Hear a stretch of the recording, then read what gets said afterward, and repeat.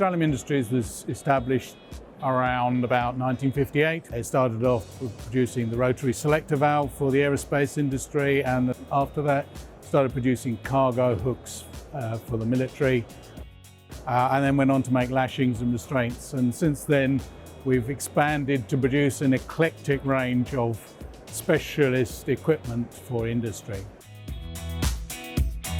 We do a number of lashings used across all aircraft groups. So we start off from a £3,000 lashing to embark something from a 159 or a Lynx or a Airbus 145, all the way up to a £10,000 lashing to embark a Merlin, a Leonardo helicopter.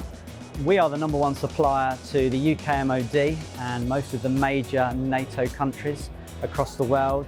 We supply direct to most of the major helicopter manufacturers. Early in 2019, unfortunately our factory burnt to the ground. It was our sole premises and we pretty much lost absolutely everything. Well, that was one of those Dralim moments. What makes us special, you either give up or you go on. So we moved into a new factory on a handshake. That was the beginning of a rebirth of the company, really. We either lived or died, and because we're employee owned, everyone was right behind us. Here's an example of one of our most popular over-centre buckle lashings, our MC1.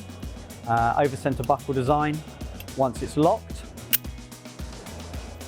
it doesn't come loose, but whilst in situ, you can tighten the lashing up. A lot more easier to use than a ratchet lashing. One of the jobs we did was on the new Queen Elizabeth aircraft carrier. We were approached by our project team who had acknowledged that there was a fitment issue on the current deck plates and the lashing that we currently supply.